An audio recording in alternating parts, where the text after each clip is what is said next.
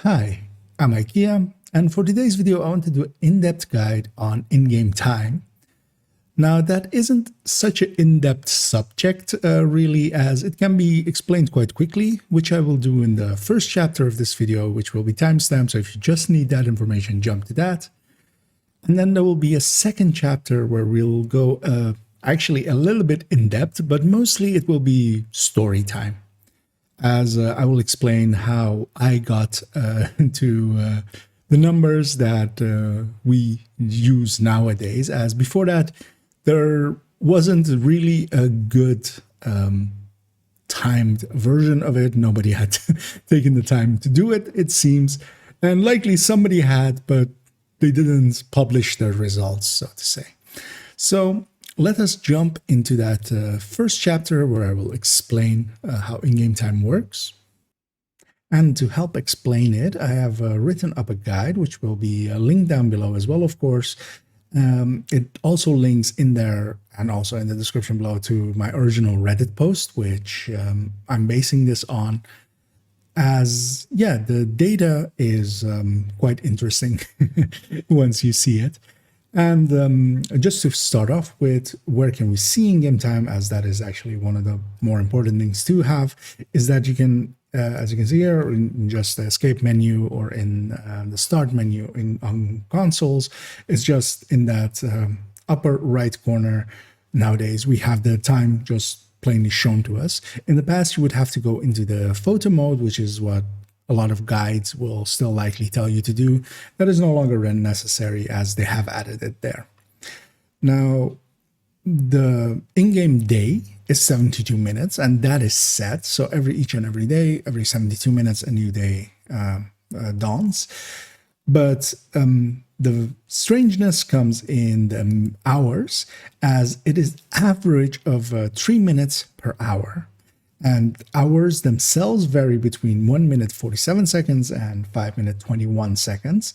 And yeah, that is what usually trips people up, as you cannot go from just timing a single hour and taking that to the full day, which is why a lot of older guides are mistaken in what they tell you that the length is. But once you also see these numbers, it is easy to understand why they were mistaken. But we can basically say a day is 72 minutes, and it's an average of 3 minutes per hour. And underneath here, we have the chart visualizing on the vertical axis is the time per seconds, and on the horizontal axis is the each of the 24 hours of the day. And as we can see, some hours are shorter, some hours are way longer, as the median here would be 180 seconds, which is just below the 200-second line. And yeah, so they're taking away some of the length of some of the hours and then adding them to others, and they're basically making this humpback. And my speculation, as the guide also says, is this has been done to elongate the sunrise and sunset hours, as those are visually the most striking, and to just make them last longer. Now, most games would obfuscate this or not show in-game time at all, but here we have the weird thing that they have altered the in-game hour length, but they're also just showing it plainly to the player.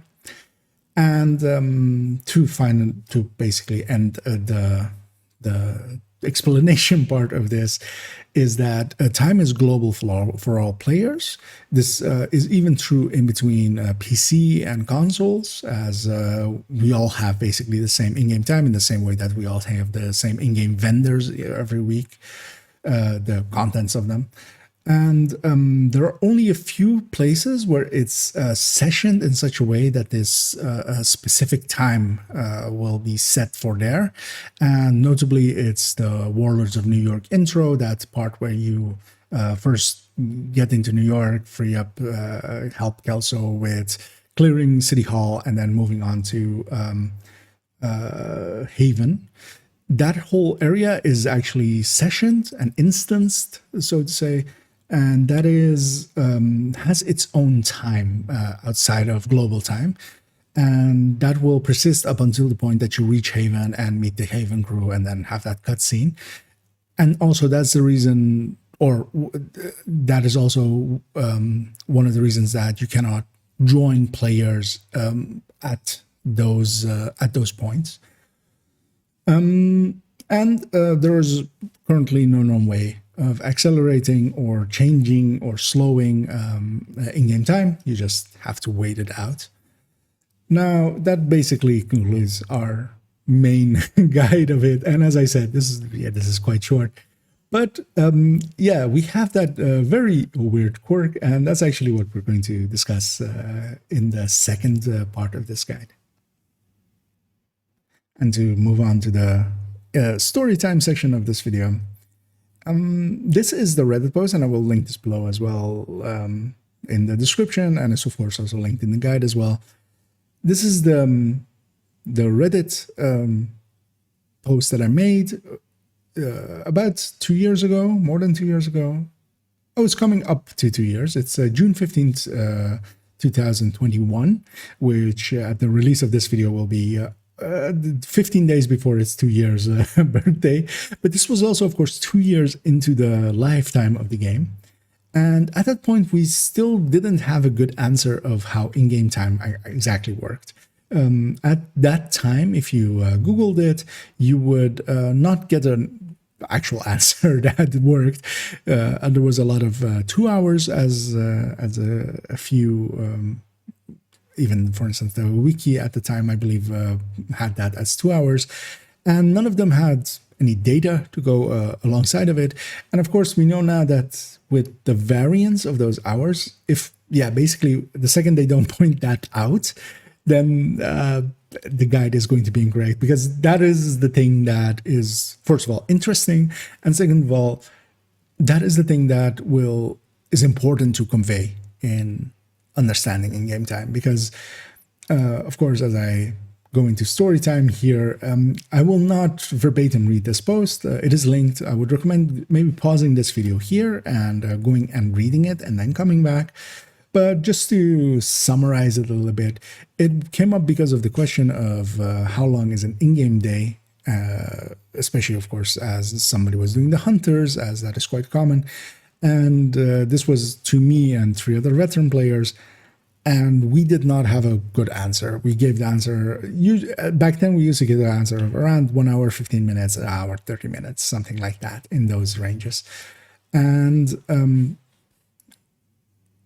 yeah, because back then, if we Googled it or something, that's the answer. Of course, usually it's just Google it, but you didn't get the correct answer from there. So I took it upon myself to just go and figure this out once and for all, which is what the post is mostly about, with some embellishment and some a little bit of storytelling through it. And of course, the initial thing to assume that you can do is just time a singular hour and then extrapolate from 1 hour to a day. Just take the time 1 hour times 24 is a day, you would think. And then, yeah, I embellish here a little bit with how that, of course, does not work with the division. And if I actually take us into the link here, which goes into the spreadsheet that accompanies that post, and it's also linked in the guide and will also be likely linked in the description below. This is me timing an in-game day 3 times on the left side here. So each of the sections that I've now selected, that's gone a little bit more blue, those are each a day that I've timed. So the first 2 I did with just me and a stopwatch on a phone and just keeping track and just inputting it. And with the third one, which is actually the footage that is running in the background here, as this is the capture of me having doing it with capturing the in-game, and in the top right you see a timer running alongside just below the in-game time one, and that is just the capture of a browser window with the Google stopwatch running, and just capturing that alongside of it in OBS. So this isn't just in-game footage, but is together with the in-game time already together. And I will actually upload this video as well as unlisted video and linked down below as well, as it can be quite interesting. It might be interesting to some people. And I want to have it online just so I can reference it if I need to in the future. And yeah, if we then go back to the chart, so yeah, this third chart, especially in that linked spreadsheet, is the one that I feel most confident about that is correct. Now, I didn't go to the perfect frame timing and just time it by frame, as that would have just taken too much time and too much effort. And close enough is good enough in this case, at least to me. And so I went for close enough. And well, it isn't perfect. I'm quite confident in the output of it. And if somebody is willing to frame time that video, I would love to have some peer review basically go about this. But I'm quite confident in the data. And here in the top right, this chart is actually the chart is the 3 days put together here by the length of the hours and just the variance that it goes up and down by percentages. As yeah, that shows the what is happening already a little bit, and then of course this table at the end is or this chart at the end of the third table is the thing that really visualizes it really well, what is happening with in-game time. As we can see then here, it has basically this camelback, and what is happening, as I speculated, is that they are elongating time hours that are around the sunrise and sunset, and they're taking that time away from the other hours to make that possible. And of course, those hours are usually visually the most interesting, so it makes a little bit of sense. And usually most games, yeah, they obfuscate that. They do not show that to the player. But in this case, they both do it this way and actually showing game time, and then also don't obfuscate it. Because what they could, of course, do is just have this be what the in-game, actually, the in-game world uses as its clock. And they could average this out to just being a 3-minute average for what they present to the player, what they show. Because, of course, our clock doesn't have to exactly match the real world clock. There doesn't need to be a correlation there. It's nice if it does, but there doesn't need to be inherently. So yeah, especially this table, this chart shows it really well, what is happening. And yeah, that is really what, of course, made it impossible to really know before what was happening. Because until you really sit down and have an idiot time everything per hour and put it into this, you cannot understand what is going on here. And that is one of the things I also briefly want to talk about, because yeah, this was, of course, 2 years into the lifetime of the game. And up until this point, and of course, there was likely somebody else that had timed that hour.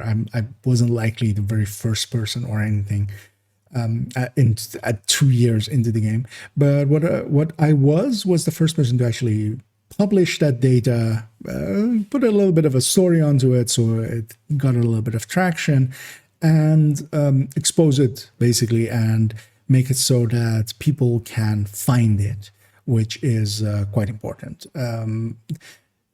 One of the things that if you know something that not many others know, unless it's for, personal gain, if you know some market details, yeah, maybe keep those to yourself. But for in-game time and such like this, yeah, it's beneficial to share it with people. First off, you get a little bit of peer review off of it, because people will double check your data just inherently. And it also, yeah, it just increases the knowledge base of the entire game player base. So there are a few mysteries left in the division, especially even, and of course in all games. And if you're interested in, just looking into them, it can be quite a lot of fun. And I know that a lot of people are interested in those kind of things, but they feel like a lot of things, like everything is discovered. And I quite often also feel or felt like that. this one was really very much a moment of me going, oh, okay, wait, there are still mysteries left in the Division 2. And after this, I went also and solved quite a few of the other things that weren't as clear, and all of those things have helped me have a better understanding of the game. And if you are curious about those kind of things, I would really push you to just do go and look at those mysteries in front of you and try to solve them, and especially share your findings. Do it by Reddit post, make a Google Doc or something shareable, something that will persist even if once you're bored of it, basically. Because, for instance, I haven't looked at Ingame Time for years, but once in a while I will come back to this post and will have gone up by a few upvotes, or or we'll have a new comment on it, and the presented data persists, and people can search for it and can find it and help themselves. And not have to sit there for an hour and time it themselves, because they can use my data as long as they trust it. And for instance, also just to point out, for instance, skill damage as it pertains to especially the ballistic skills, the turret and the drone especially, we still haven't figured that out perfectly, as especially if you use brand bonuses. If you try to go from a base damage of turret and drone up to a calculated value. So for instance, the same thing that we do for weapons, where we just take the base, we take the weapon and then just put in all of our stats and get a number out that matches in game. That doesn't seem to happen with skill damage, especially as long as there's brand bonuses in the mix. And for instance, that we haven't solved it yet, and I've looked at it myself as well, and I don't know what's exactly happening there. Something is, of course, happening there. These are computers. They're not just, guessing at the numbers. And for instance, also Headhunter, with its interaction with damage to armor and damage to health, is also, for instance, not perfectly understood yet. The second you put in contractors or a hollow man or something, or have DTH on your weapon, the calculated value no longer matches the in-game value. And that is one thing that, we've known for a long time. Damage to targets out of cover is actually fine in that one, so you can add that one in and still get a calculated number that is exactly correct with the in-game numbers, but with damage to armor, it just isn't the case. And it isn't an issue that is solved yet.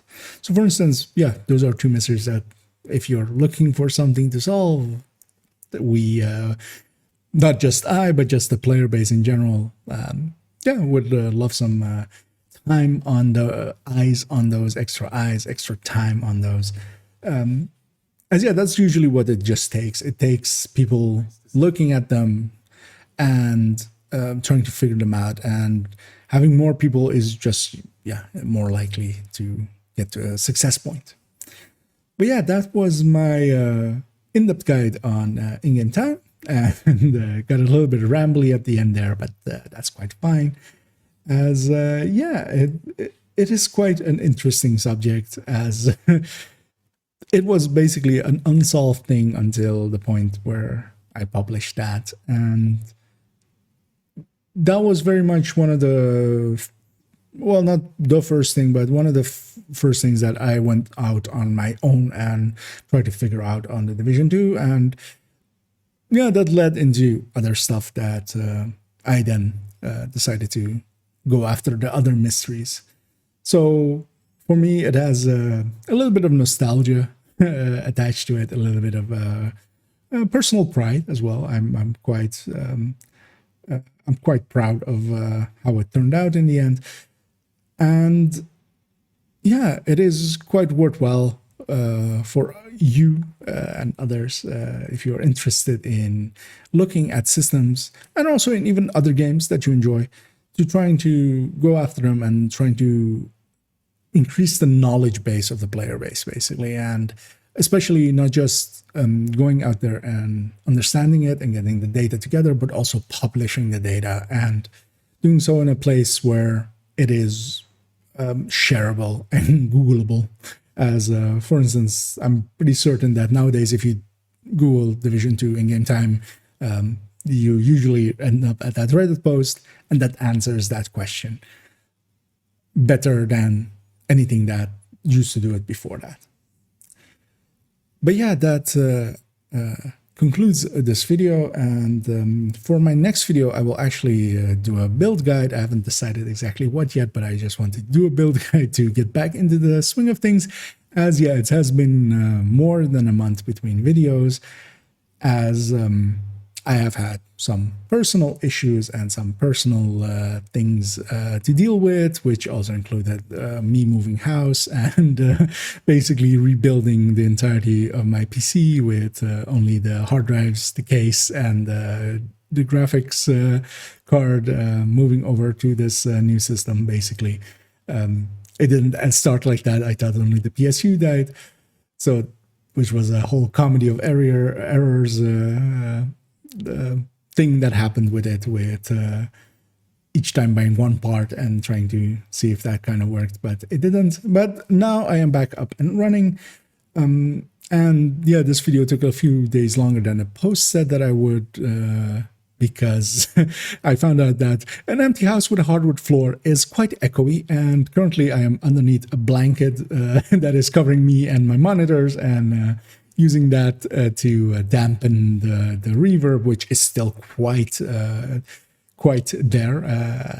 As yeah, I can while I'm monitoring myself here, it is quite there still, but it is workable, and it is this will allow me to do some videos and get back into the swing of things, which I will, and likely that build build guide will follow up this video in just a few days. And afterwards, I will also do a somewhat of a rambling talk into how we basically get to the conclusion of the red builds that we do, which might be an interesting video just for going a little bit through what the thinking process is when putting together a high-end red build, as was in my build showcase. I was going to say recently, but it was a month ago. But yeah, I hope you join me for those. Have a good night.